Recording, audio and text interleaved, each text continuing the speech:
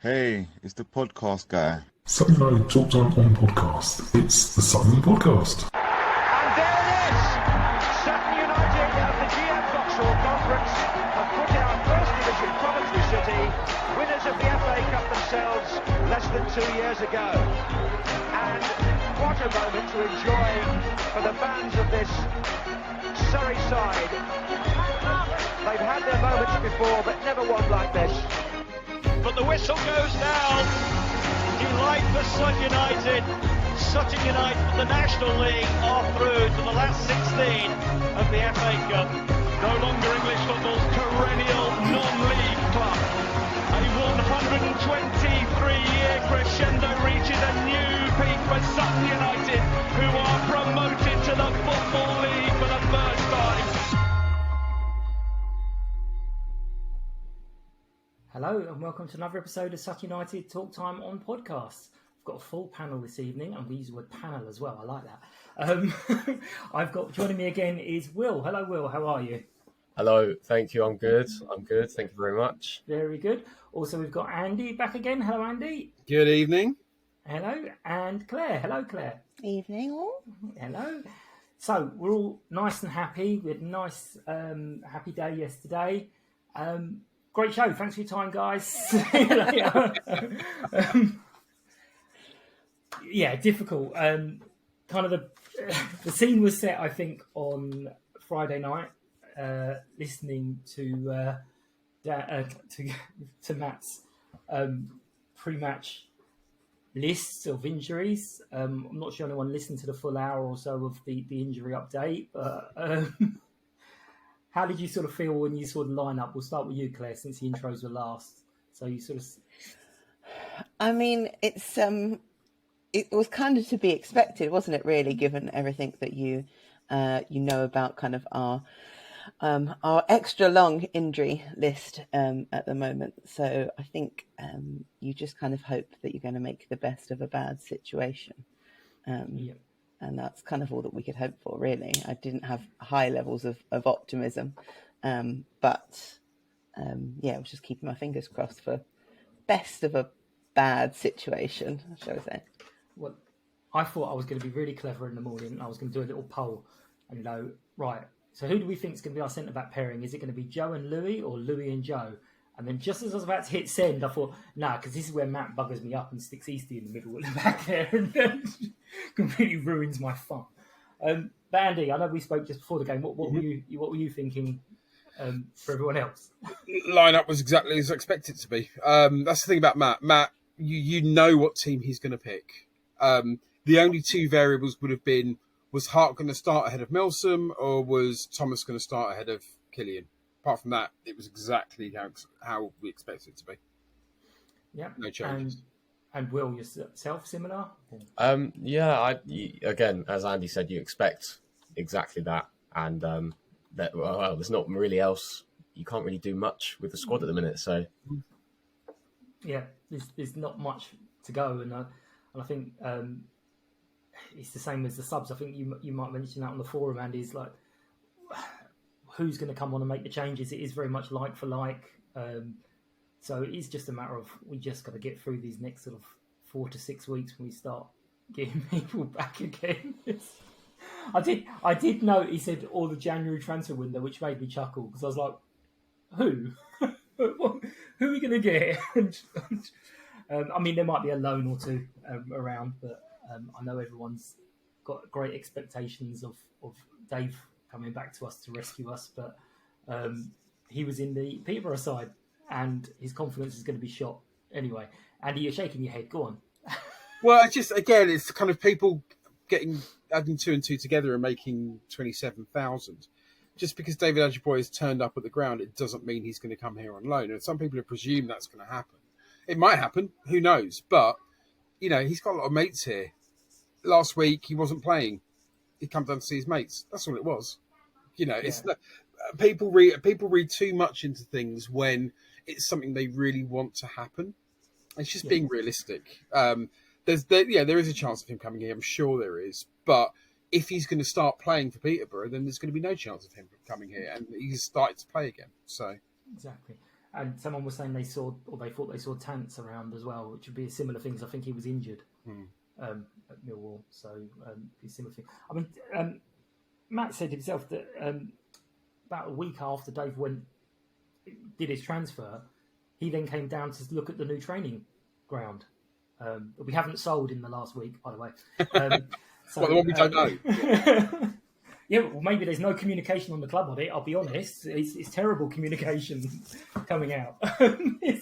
I think it's also worth remembering that we're about to go into an international break, so there may be some other faces that appear in the next few weeks around about because, as you say, they're coming to watch their mates play football. So be not putting two and two together and coming up with 27,000. Dino's back. Exactly. Actually, I did mean to say just before we started, obviously I'm avoiding lots and lots of conversations today. The ladies lost 8-0 in the cup. Rosie did have a theory that it was because she wasn't there, but I'm not entirely sure I wanted to put that out there to the girls. They would have beaten her senseless when they see her next time, and rightly so. But the other thing I wanted to mention about the FA Cup, Andy, I think it may be our fault because we did say that we needed a song for the show for the FA Cup, similar to the Pizza Cup song. And we didn't get to do it. No. So all I'm saying is we didn't have an FA Cup rubbish song and we did have a Pizza Cup and we're in one and not in the other. So it's not for me to say that's the reason. You think you may have discovered something? But you have also never seen me and Batman in the same room together. I'm just saying. Okay, the first half hour, I know some people have disagreed with me and others and have been putting things up, what game were you watching? But the first half hour was quite bright, yeah. I thought. You're nodding, this is an audio. You've got I wouldn't disagree. I think you're right. I think there was... I don't think we just... throughout the game, I don't massively think we disgraced ourselves. There was some strong play. It was a much marked improvement on last weekend. I just think that, we didn't take our chances when they were there. We had some real good opportunities, particularly in the first half, to really grab a couple of goals. And there was just no finishing there, which, is not unsurprising given the situation that we're in. It's disappointing. But there were some real moments where I thought, we could be all right here. Yeah. Yeah, Andy, I'll come to you in a minute because I want to talk about one person in particular, which I know you'll be delighted to. But Will, what were your thoughts for the first sort of half hour or so? Well, the first half an hour, I thought we had them camped back, and I was thinking, well, this is Bradford. This is probably one of the favourites to go up. So even with all the injuries, I thought this is going to happen. But it's a similar story as I said earlier. Like it's always the same first half for Sutton. There's so many chances, but it's just not. They can't put them away. And it comes back to bite them in the bum. And the first chance they had, half chance, it was a little ricochet. And you give someone like that an opportunity and they poked it in. But that's just Sutton's luck personified, I think. Yeah, and Andy, I thought the guy we spoke about before the match, Will, I thought first half hour, so this is it. He's going to take this game by the scruff of the neck. He was doing really, really well. But literally, as Will just said, the goal went in. And the whole team just kind of went, ugh, not again. Again, it sounds like a massive criticism. It's not. It's going to be natural. It's like, why does this keep happening to us? But for that first bit, he did seem very, very bright, did he? Yeah. I mean, he was. He had our only shot on target for the entire game. Mm-hmm. To be like, okay, I think I've made no secret of the fact that Will is probably my favourite player in terms of what he can do. That's absolutely fine. But the thing is, when you do pick someone who you really like, or by the same token, you pick somebody you really dislike as a player, you've got to give them credit or criticism when due. And last week, Will was absolutely appalling against Farnborough. He was terrible. He got tackled every time he got the ball. His passing was wayward. It was awful. This week, he was our creative outlet, and almost every attack that we had, whether it ended up with the shot on target or Eastie skying it as he did a few times, it all started or all involved Will. The guy is a very, very good player, and actually, even though the result didn't go our way, even though we didn't score on performances like that, particularly in the first half, I would be concerned about him being watched by other teams for January. I think actually he's a real handful. Yeah. Yeah. No, I mean he had that terrible tackle first midway through the first half or early in the first half as well. But yeah, I genuinely thought, oh, hang on a minute, we all are sitting here going, oh, this could be a bad one, and suddenly it could not. And then typical lovely Sutton, as they have done through the years, they went, yeah, you're enjoying this now, aren't you? Have some of that. Yeah. The goal. We all watched from a very similar position, apart from Will, who's on the opposite side. It looked miles offside. That I think that's one of those. If the linesman had put the flag up, there would have been very difficult for them to complain. Have we all watched it back? And I have. I've watched it back, and I think the reason why it wasn't given offside was because it came off one of our players before it got to Cook, and I think that's the only reason. I mean, position-wise, yes, he was clearly offside. There's good 3 or 4 feet in it, but because it touched one of our players, that meant that actually the offside didn't come into play. So I think probably referee got it right. When I've watched it and sort of tried to freeze frame it, obviously it's a terrible angle because we've only got the one camera, so you can't really see it. But he does look like he's not as far ahead of Louis as we thought he was, but definitely his foot and sort of at least his knee is ahead of him as well. So it's like one of those that's technically offside, and it deflecting off a defender shouldn't really count. It should be if it's a deliberate movement, apparently. But then we're getting into the realms of all VAR and lines and really watching it. And it's like, do you know what? If we have a crappy goal given against us every now and then, or that, I'd take the crappy goal against us every now and then because we don't want all that coming to our level. But yeah, you could absolutely see that just the whole side just kind of shoulders dropped. They were like, it's happening again. This ain't right. I know Matt will hate to hear that kind of thing, but you could just see it and you thought, we're not getting back into this. And then the second goal in the second half, deliberate. I think it was, I don't know, I guess, as you said, I was behind it from a different angle, but where I was sat, I was right behind it, and I've got to hold my hands up. You do have to, say it was a really good goal, whether he meant it or not. But, I mean, when you compare the 2 goals, I'd rather lose like 3 or 4-0 and concede goals like the second than concede another goal, a bit like the goal against Wimbledon, where everyone's like, it's this, it's that, or blah, blah, blah. It was a good goal, but let's just say he didn't mean it. Yeah, well, what that goal kind of looked to me is when Rob or Will or anyone comes into the box at that angle, why don't they just lump it in towards the back post like that? Because it could get carried in the wind and it could go over everybody and it might go in. But we tend to not do that so often. So much as we're a long ball side, everyone says, and Mark Hughes kept that point on and on and on in his 5-minute interview. I think he said it about 7 times. But Andy, did you see it live or?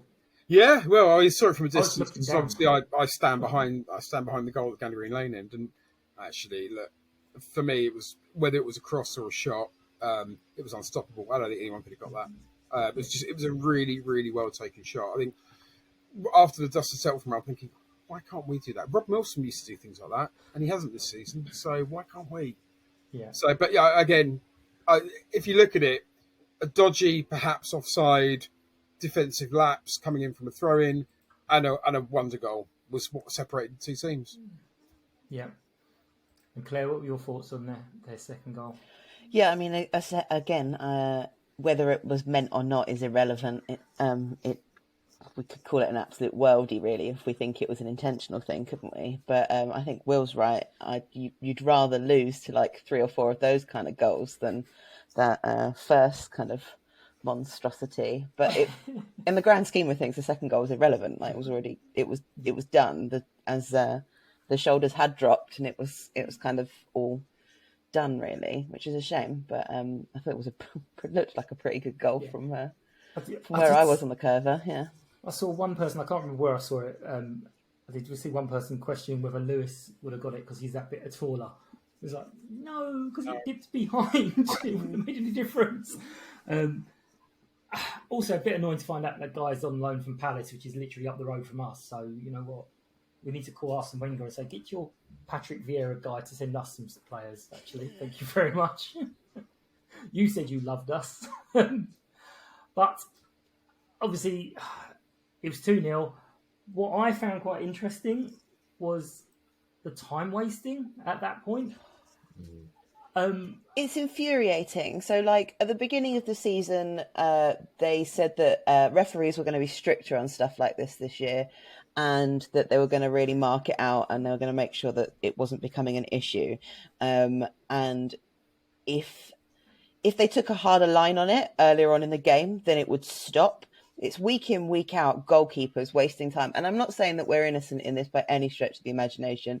We all play the game, but you know, if you've got a keeper that you've spoken to 3 or 4 times, then book him, because it makes sense to do it earlier on. Because if you wait until like the 85th minute, it's pointless. He's got what he needed out of it, and you've wasted all of our time kind of letting this guy just crack on.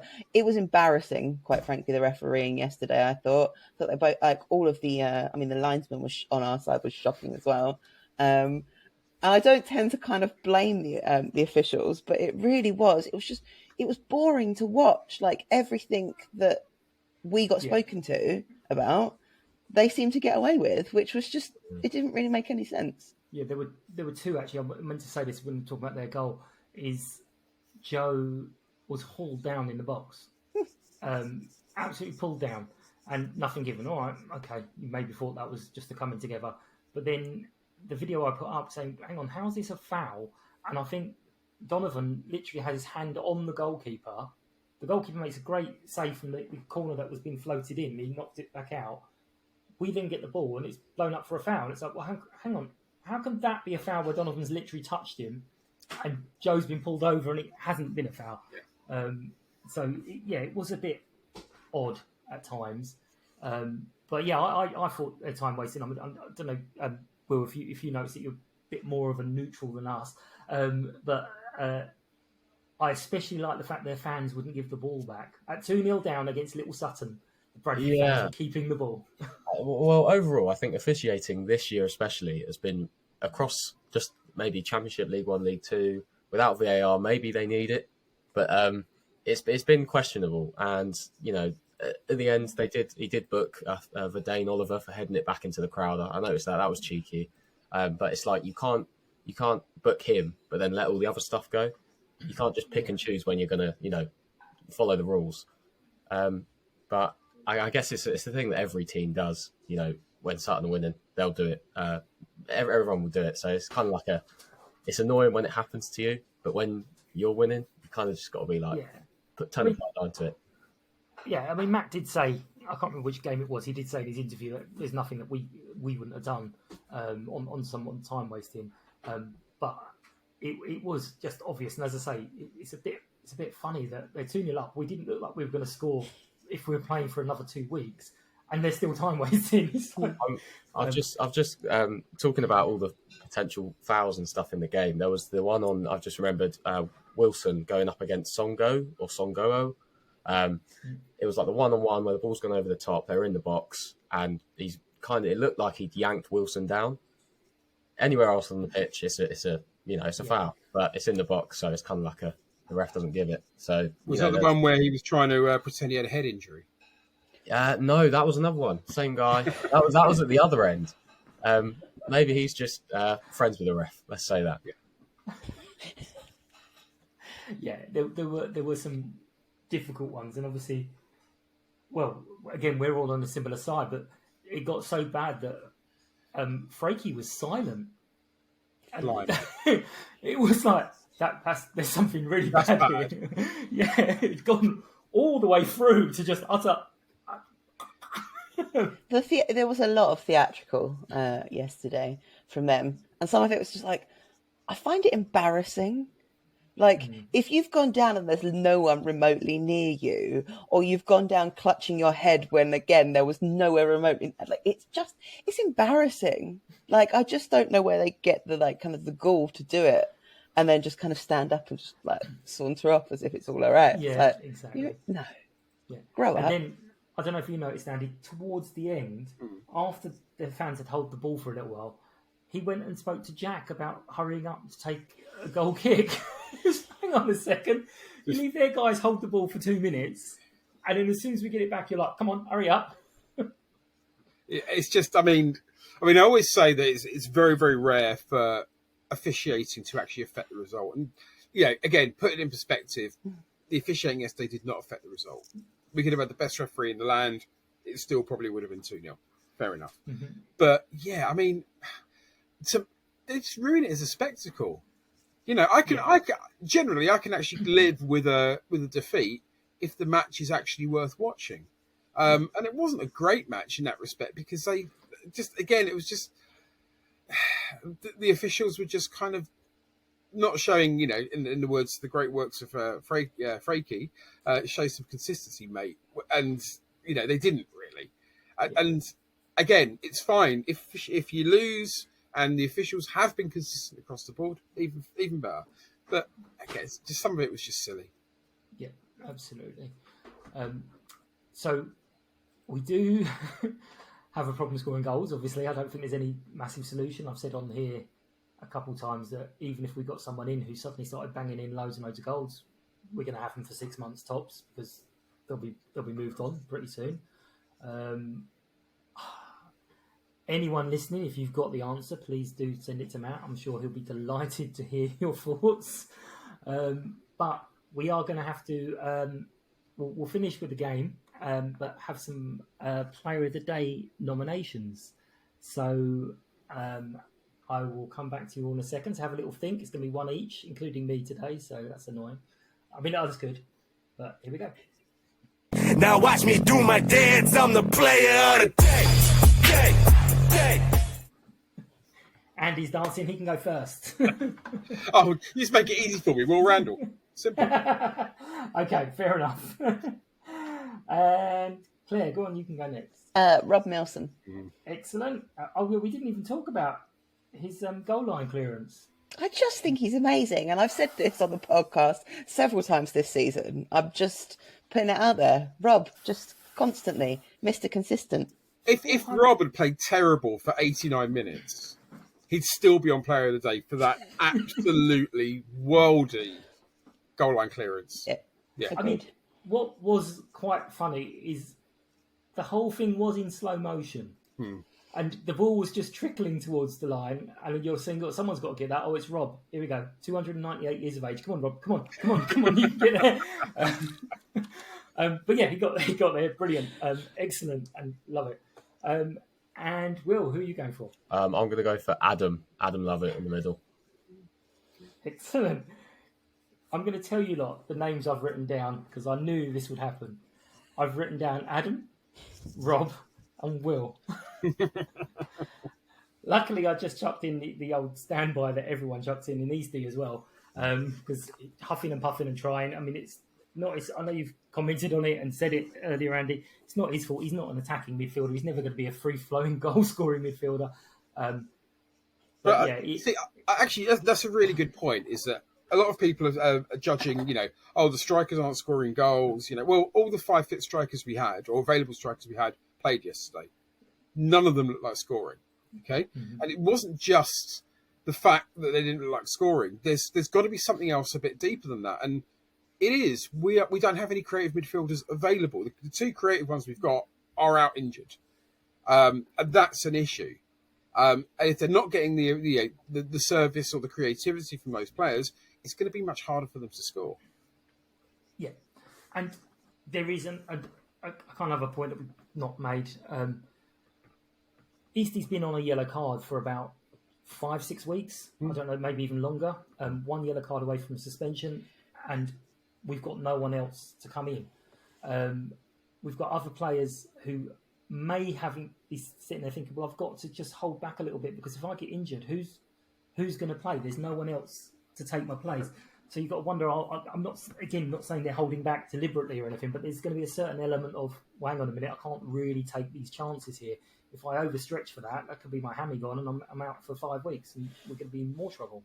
I mean, that is one of the positives you can take from yesterday is that both Eastie and Lewis didn't get booked, so they're not on a ban for next weekend. So, there are small little things we can take. No injuries as well. No injuries, injuries. And the results at the bottom of the table went our way. So, all good things come in threes. Or is it bad things that come in threes? I don't remember. I did say to Andy before the game that if Eastie had got booked, it wouldn't have been the end of the world, because then we could have had Rob in the middle and Sam at left back, and then we could have got it out of the way. However, I did also say that when he got kicked in the head, that he should have just given someone a little slap as he walked off, just to get the yellow card, get the booking out of the way as well. But maybe his head wasn't quite there, because I know that was painful, because he'd said he's on really strong painkillers. So, but yep, okay, I'll add them all to the poll. But luckily, I did add that fourth name on there, because I was like, I bet you I'll give everyone the choice, and then got something else. Now, I was going to do a little segment, and I can't. For the last few weeks, I've been trying to think of it, of kind of an opinion from people about what's going on in the wide world, and I can't quite think of a name for it. Just sort of talking about other things going on in football, and the sort of talk of what's going on. But the only thing I can really talk about today is the video that's gone of our stewards. So, Claire, you've got two heads on here, so I know if you want to drop out of the conversation, I absolutely understand, because you've got company head on as well. So I'm not going to ask you to make any comment unless you feel like you want to. We use the same firm that Wimbledon use, and Wimbledon have just got rid of them because they're terrible and they're aggressive. I do have to admit, when I went to the Wimbledon match and saw them in their whole little SWAT team outfits, I was like, oh my God, what's all this about? They seemed fine with us, or where I was anyway. I know there's other issues. But yeah, Wimbledon have just got rid of them, and yet our stewards are always getting praised by away teams. We've kind of seen a clip of why, and I've actually got no problem with the stewards making their lives easier, because at the end of the day, they're employees, they're not fans of Sutton. It's not volunteers doing this anymore. Some of them won't even be football fans. I know that's a shock to people. Some of them will just be there for the money. And if they want to make their lives easier by interacting and playing along with the away fans, I don't actually have a huge problem with it. The song that he chose to sing of Sutton getting battered everywhere we go when we're at home is a bit strong. But Andy, have you seen it? What were your... Yeah, I've seen the video. And actually, I mean, it reminds me, there was something I saw. I was walking through Collingwood Rec before we played Tranmere. And it was at the same time as the Tranmere coach turned up. And the stewards outside, so there's a whole a throng of Tranmere supporters. And the stewards outside were like, really, really polite and welcoming. Straight away, off the bat, before the supporters even got into the ground. Mm-hmm. They've given those away supporters a really positive image. Now, for me, you've got us using the same company as Wimbledon, or did until they sacked them. And our stewards seem to be much more, I wouldn't necessarily say proactive, but I'd say much more welcoming, much more out to kind of generate a more positive atmosphere. Okay, it's the same company. The company would have told them the same things. The only variable that's different is the people at our end and the people at AFC Wimbledon's end. So actually, for me, I think this is a real credit to those behind the scenes at Sutton for kind of instructing and encouraging that really positive approach and actually make it feel more like the family-friendly club that we all know Sutton is. AFC Wimbledon, I think, have got their other issues. There's a lot of, from what I hear, there's a lot of internal arguments there. The Dons Trust is having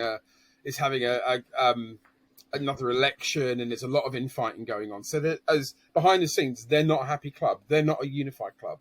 Behind the scenes, we are. And I think actually the stewards are a manifestation of that. So I think full credit to Sutton. Yeah. Will, did you want to weigh in with both sides of this conversation? I mean, I was at the Wimbledon Leyton Orient game, which is what kind of, I think it was the final nail in the coffin for the whole steward situation. I've always seen stuff on Twitter about our stewards, and there's a photo of one dressed up, and he's all in black, and it looks very intimidating. But I don't necessarily hear what was going on, whereas the Leyton Orient game, there was a flare thrown on. Leyton Orient 2-0 down. You snuck it in. You may as well use it. I think that's what the mindset was, and it all kicked off. But again, I'm not too sure on what's going on, but Andy is completely right. There is constant problems going on at Wimbledon, and it's just another thing that needed to get sorted out a long time ago. Because as soon as there's stewards are there for your safety. The only reason they should get involved is if, someone is causing a problem. And as soon as there was a problem with that, it should have been sorted. It wasn't, and now look what's happened. And it may have a knock-on effect for Sutton, because maybe Sutton are like, oh, okay, we might need to sort this out as well, because we don't want to look bad. But if there's no problem because of what Sutton are doing behind the scenes, then it's more or less like a spanner in the works, I think, for the company, not the football club, the company itself. Yeah, I mean, the Sutton stewards have been seeing praise from them on Twitter for the whole of last season as well. I mean, obviously Sutton, Gander Green Lane has always been quiet. It just is. I mean, I was speaking to Jenny yesterday, and she made a very good point that all the clappers you hear are in the main stand. She goes, there's only about 11 of them, but you can hear them because they're covered. And where we are isn't covered. Claire, if you could feed that back. But I'm actually looking at that steward, and all right, I know there's something get battered everywhere they go thing wasn't the best, but he's there and he's encouraging, and I'm like, get him down our end. Let him start the chanting and get our lot started and whipped up and everything. Why can't we have that? Whereas everyone I've spoken to on the stewards that are friendly, I mean, the one who took the pee out of me yesterday for insisting on queuing to use my right gate, I don't know, but she was like, come on over to this. Oh, it's you. You're that guy who waits for that gate, aren't you? Excuse me? But yeah, I'm in two minds. I didn't think it was a great look as a club that we're going, yeah, isn't this wonderful? But I'm not that bothered if it gives the stewards an easier life. And apparently some of the Bradford fans are going, there were a couple of ejections and there were some problems, and when they told them, people, no, that's not, you need to cut that out, people did cut it out because of the interaction. So again, that kind of proves is positive and all the rest of it, but I wasn't sure. I would say, I mean, I echo what Andy says. We have a really great ground safety team, and they take things really seriously, and they do a really good job. And they look after us from the control room and do things behind the scenes that I guess people don't necessarily witness. With my SLO hat on, I will say that I have had quite a few messages about it today. Not so much objections to it happening, more so that it was, put onto social media.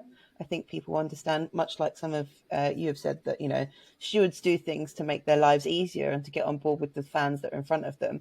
But perhaps a retweet wasn't the wisest thing, but I will be feeding back all of the comments that I've had today, because I have had quite a few people message me. Okay, fair enough. We'll leave it there. Do we seem to have a problem with every time we copy what AFC Wimbledon do, something goes wrong? So you've got stewards, you've got the whole ticket fiasco from last year. It was the same company that AFC Wimbledon used. It's like, are we not learning our lesson here? Yeah. I mean, we don't do everything they do, and we're a much happier place to be, Andy. So exactly. Yeah. It's the things we don't do that they do where it goes right, isn't it? Right. I'm going to do something that I don't normally do, because I don't normally remember. But I recorded an interview with Martin Copus a couple of weeks ago, and it's going to come out on Wednesday. And one of the things he said that is kind of a bit odd at Sutton is he said, in the 5 years I've been on the board, I don't remember us voting on anything. It's just usually everyone just agrees and goes, okay, yep, we'll all do that. And it's kind of all by just, we've decided this is what we're all going to do. And he said, I don't really remember any time where we've had to go, people have completely different opinions. And that kind of is what you were saying earlier, Andy, where there's problems elsewhere. We don't really have that at Sutton. No. It just kind of just... I think that's the same at kind of senior management meetings. We have discussions about things and people give their opinions, but generally, there's never any kind of for or against. It's very much like we're all in agreement when a decision is then passed. So everyone's doing everything for the greater good, as they say in Hotbus. So what you're saying is we can blame anyone on that management team for the fact that the tent went up on the hottest November day. I've already told you that if you have objections about that, you can raise them with one Ed Marsh. I did told find you this. It was, and I didn't actually see Also, your yeah, response. and if you're going to send me photos, Mike, complaining that it is hot inside somewhere that you are, take your coat off first, all right? Because you won't feel the benefit when you go outside. And no wonder you were warm. The funny thing is, I didn't actually see that until after later when I got onto the terrace and I did my little video of it's the 12th of November, it's baking hot, and I had taken my coat off, and then I looked and went, damn it, that's going to look really stupid now, isn't it? But never mind. Okay. We don't like Mike looking silly. That's not what this show's about.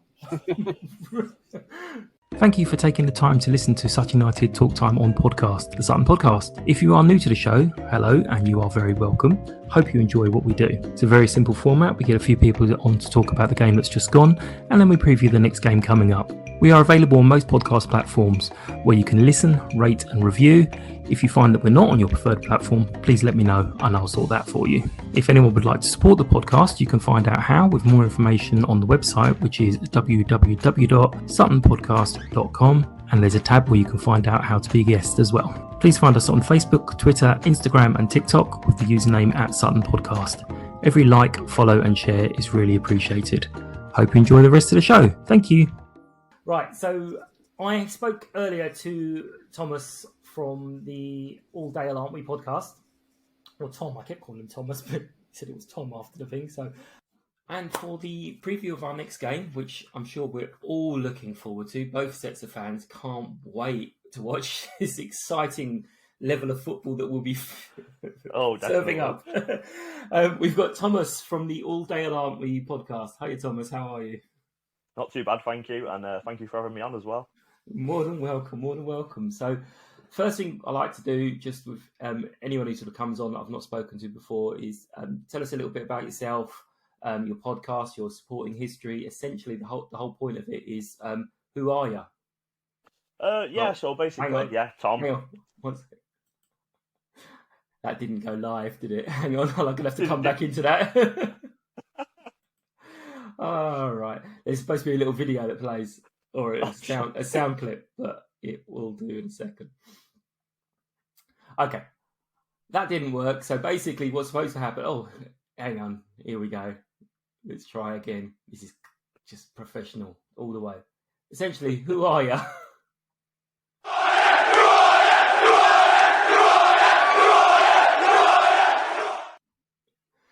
I'm not sure it's worth waiting for, but there we go. Yeah, I like it. It's more fancy than anything I've got on mine. So yeah, I love it. Tom.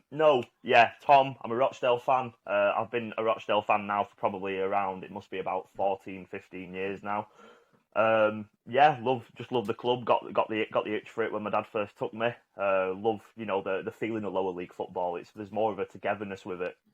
My dad's originally from Rochdale, so that's how I became a fan of it all. Been going for obviously a number of years now, and we started off our podcast page during COVID, as we obviously weren't able to go to the games, and we felt like it was a good chance of a platform to get together as friends, really, just initially, just to have a chat and a rant about the games, and because we at the time we were quite we're not much better now, but we're definitely not any better actually. But yeah, it was just a good platform to have a bit of a rant and a bit of talk about the games, and yeah, it's just kind of progressed from there. Just enjoy doing it, having a chat about my football club. Yeah, well, I didn't. I started it part way through last season, which is our first season in the Football League, only because I'd done one a few years ago, and when we got into the Football League and the BBC did a little All About Sutton thing, I was listening to some of the fans. I was like, someone's got to have done a podcast since, and mine was still the same one from 2017. I was like, okay, let's get on with it. So I have heard a lot of other people started during COVID, and there was that togetherness, and there was some people that they were all watching the matches on iFollow at the same time, so they had the match. I was like, oh man, that would have been great because it was our greatest season ever, and none of us could go. So the season of COVID was the season of our championship, and we're all sitting at home watching it on screens, going, "This ain't right. There's something not." Oh, horrible! Horrible to have it stripped away from you like that. we're being played somehow here. This is all a big joke. But so we're coming into this where you're sort of calling it lower league football. This is the top level for us that we've ever played. So we're sort of finding out about clubs as we go along. So Rochdale, what kind of level have you been at over the years? Is this where you're supposed to be? Or? Yeah, this is predominantly our level. I mean, it's depending on what type of fan you are and where you perceive it. In the time that I've supported the club, we've mainly been a League One side, actually. But in the history, I mean, this division is actually nicknamed the Rochdale division because we were the longest serving team in this division without a promotion or a relegation. We've never gone lower than League Two, and we've only ever gone as high as League One. So yeah, I was always very optimistic, even last season, that we'd have a bit of a bounce back, but it just never happened. And then this season's just gone from bad to worse, really, to start. Yeah. It's not the most enthusiastic time to be a Dale fan at the moment, but yeah, on the pitch, it's not been great. But we have had a lot of legal battles off the pitch regarding the ownership of the club, which we've managed to fend off, and we're now a fan-owned club, and we're looking forward into the future. But it probably feels very much like at the moment that this season is just going to have to be a season of stability and trying to plateau out, and then we can reassess next season.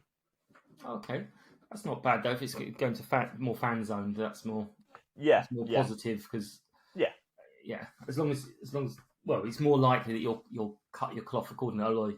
You're saying that you've kind of been at this level for many years. There's no cloth to cut. So it leads on to one of my next questions is what were the sort of expectations of the season and how's it gone so far? Were you were expecting a difficult one, or? It was a tough one, really, because we had a funny end to the season. Our previous manager, Robbie Stockdale, midway through up to about March, April last season, we looked quite bleak, and then we picked up a bit of form and managed to get a few results together. And we never looked like going down, but at that point we managed to steer ourselves away from relegation and all that trouble, and we kind of just had a nice, relaxing, easiest end to the season. Was backed in the summer. Spent what I felt was meant to be a more competitive budget. Brought some, a good balance of youth and experience in. Brought Ian Henderson back to the club, our all-time leading goal scorer as of last Tuesday. Cult hero legend at the club, and just had a good split of players through the team. And on paper, a lot of the squad looked quite good. Started the season very poorly. I mean, my expectations personally for the season, and maybe a few people probably disagree. I was looking at maybe just a mid-table finish with a view to a playoff push, but that's not been the case. And like I say, the recruitment it looked good on paper. But as the season's progressed, and obviously our manager's been Robbie Stockdale was sacked, we've brought in Jim Bentley, who previously managed Morecambe. I think we're starting to realise that the limitations of some of our players, and probably need to lower our expectations slightly. Yeah, lovely. So you mentioned your goal scorer coming back to you. That sounds like great timing for us. But goals haven't been easy for you this season, same as us. I don't know how many have you scored. Do you know? I believe it's 13. Oh, okay, that's a little bit less than us. I think we're 16. So yeah, nailed on 5-5 draw on Saturday. Oh, of course. So apart from the chap you mentioned, who else should we be kind of looking out for? Who? That's a tough one. Because our main threat up front was Scott Quigley, who we brought in on loan from Stockport, and he was probably the mainstay of our team. We had a little bit of a revival, bit of form a few weeks back, and he was kind of integral to it all. Our manager played him in the cup in the Pizza Trophy game, and he come off of an injury. So he's probably our main threat, and I don't think he's going to be fit in time for the Sutton game. Probably looking after the 2-week break. Probably most of the main danger men are injured. Liam Kelly, and again another midfielder with proven championship quality. He's injured, so he won't be available to play. I don't believe. But off what he's playing, I'd probably say Ian Henderson, obviously. Devante Rodney on his day can have a good game. I mean, it's just very much on the day. It depends. Yeah. You know, all of our players are very selective to what happens on the day. Tiamani Diaguara, a holding midfielder, 36 years of age, but he does look like a Rolls Royce of a midfielder at times. Ethan Briley, a youngster come through our academy setup. Yeah, he's another prospect for the future, and he's got little moments of brilliance here and there. But away from that, I don't really know. It just depends what happens. Yeah, it sounds like what we should do is instead of them playing the game, we should just get all the injured players together, and they could play FIFA or something, because we've got an extremely long injury list as well. On our best defender, well, not best defender, the one who won all the trophies last year, player of the season and all that, injured himself midway through the first half of the first game. So we're like, yay! If you don't mind me commenting, if I'm being truly honest, I think we will struggle with you a lot, because we struggled with you last season at home, at your place. I hope you don't mind me saying this, and I might be wrong because I haven't really watched Sutton this season, but quite a direct team, you know, in your face, bully the centre halves. It's exactly what we don't like, and I think that's where we will struggle. Yeah, because we played Stevenage earlier on this season, and that was kind of what I thought their remit was, and we struggled there quite a lot. Yeah. Well, we had a very exciting game at your place last year. I know I missed the winner. I left. Did you? just before it? Well, I was like, it was one of the games I put down to our little bit of naivety, where we'd come back and we'd got back to 2-2 with 10 men, and I'm like, okay, that'll do. Just stay there. That's fine. That's a point away from home. But our guys were like, do you know what? We could win this, and forgetting that they could also lose it. It was an exciting game, but ultimately, that's one of the ones you can look back to and go, we missed the playoffs by 1 point last year, and potentially that could have been it. But then at our place, I think it was 3-1. I think it was one of the good ones, or 3-0. One of the big games. I think it was 3-0. Yeah. Yeah. One of our like, oh, we do belong in this division games last year. But hopefully, I mean, I don't think there's any train strikes planned. Which please no. Yeah, because we've been hit by train strikes. Almost every home game has been a problem for people to get to. So hopefully it'll be all nice and clear. And hopefully the bad weather that they're predicting isn't going to come. Stays clear. Yeah, and are you coming down yourself, or? Unfortunately, no. I can't make the trip down to this one this weekend. I'm actually up in Harrogate for the weekend. I'm not going watching Harrogate. I'm not doing that. But yeah, unfortunately, I can't make it down for this one. Anyone who came to the last one, it has changed quite dramatically since last time. So the away end has all been tied up and looks a lot better. And there's even, you can get a pint behind the away end in the fan zone. So if anyone does make the trip, it's worth it. Hopefully that'll make up for the 3 points. But anyway, don't worry. I think you will anyway. So excellent. Well, thank you very much for your time. Good luck for the rest of the season, apart from obviously 180 minutes when we play you, and we'll see you soon. Thank you. Brilliant. Thank you very much, and best luck to yourselves as well. How do we feel about the game?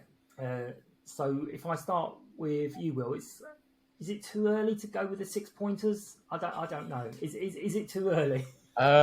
Yeah, I think so. I think, the way that Matt approaches games is very, it's very level-headed, and it's difficult from a media point of view, because it's always, we just focus on the next game. Like one of the guys asked him after the game yesterday, he was like, Rochdale's a big one. The match went, every game's a big one. And it was kind of like there you go, that showed you. Don't ask those questions.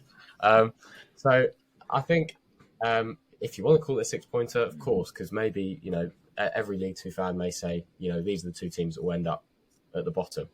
But I think it's just another game that Sutton need to get through while the injury storm, like the injury cloud, is still looming, which is sort of the case. Don't get a yellow, don't get an injury, and just don't get humiliated. I think that's the three things I'd say you need to look out for. Excellent. Andy? No, it's not a 6-pointer. I don't think there are any 6-pointers at this stage of the season. We don't see those until kind of your Marches and your Aprils. I don't think it's 6 pointer. I just think it's a case of we just need to. It doesn't matter who we play. We just got to weather the storm. And it didn't matter if it was Bradford, who was in really good form, or if it's Rochdale, who are in not as good form, or who are on paper a weaker team. You can only play against the team that you've got in front of you, and they can only, more importantly, in our case, they can only play against the team that they've got in front of them. And we know we've got a weakened side. It's there's no shying away from that. So it's just a case of just making sure that we don't do anything silly. See if we can get a goal. It might be possible. You never know.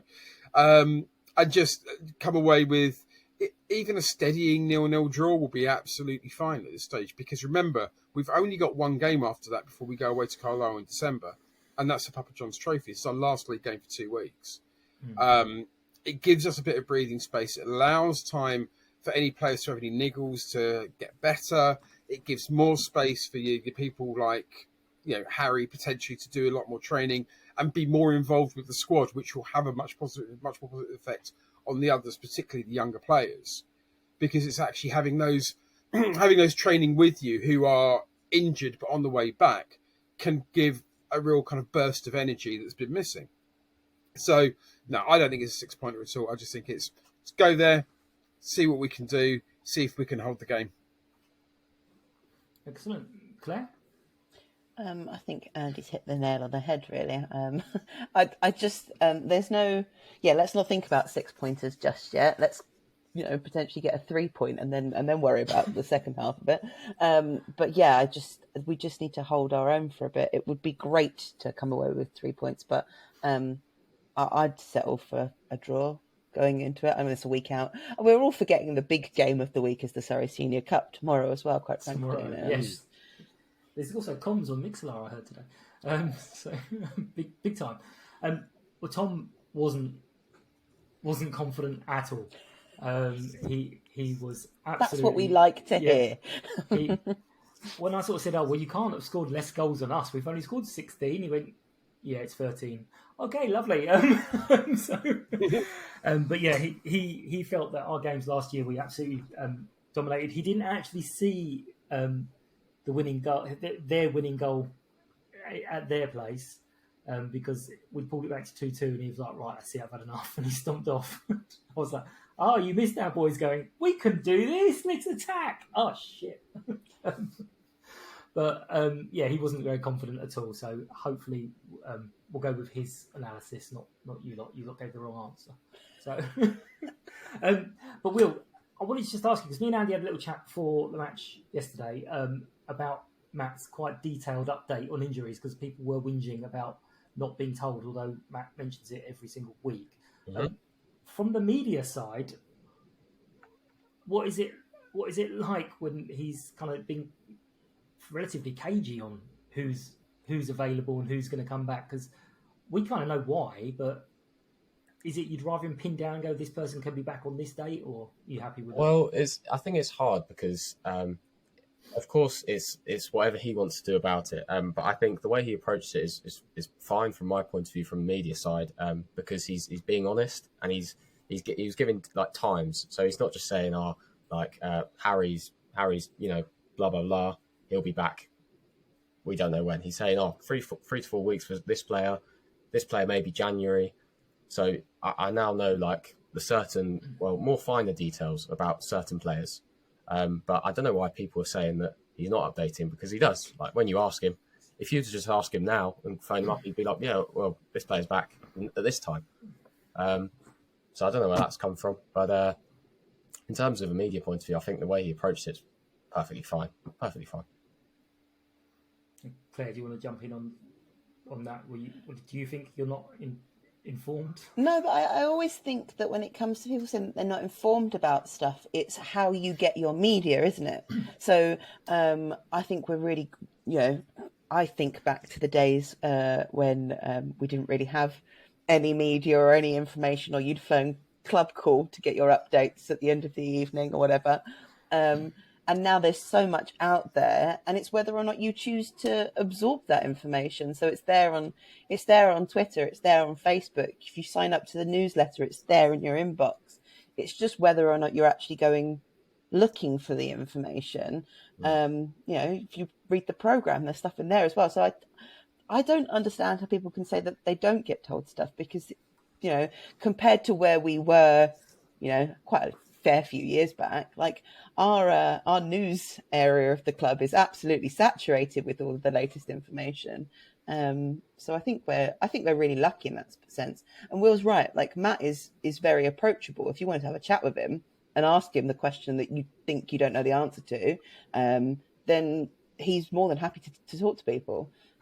Probably not yesterday after yesterday's game, I'd imagine, or last weekend. But most of the time, just wander up to him and have a chat. We're very lucky in that sense. I do think that as a club, we're very lucky in that sense. And you've found this, Mike, doing this podcast, that if you want to talk to somebody at our club, then you walk up to them and you can have a conversation with them, whether that's Matt, whether that's Bruce, whether that's Adrian, any of the board. They're there. They were more than happy to give people their time. So I do think, if you've got questions that you want the answers to, then ask people. Or that's what I'm here for. Come and ask me, and I will tell you if I know, or I'll point you in the right direction. Well, it's two things on that. One is it links into the nice conversation I had with Tony just a couple of days ago. So listen to that one. That's another little plug. And that was a very fair and balanced and reasonable answer of how people get their media. I wasn't expecting a nice... Sorry, you can spot the girl that works in politics, Andy, can't you? come on. Andy, come on. What, you want me to speak? Look, to be honest, it doesn't matter how long someone's out for. It doesn't matter if I know. I'm just a supporter. I don't pick the team. If Matt chose not to say how long a player's out for, couldn't care less. It's who gets picked at 2:15 and gets announced. I don't know these people's obsession with like having to know absolutely everything, and then somebody hears a bit of gossip and then alludes to it on a forum or on social media. It's like, it doesn't matter. It's not going to make any difference to what team comes out and what team plays. So as far as I'm concerned, they can sit away and cry in a corner if they haven't been told the exact date that a player is going to come back. I don't give a stuff. There you go.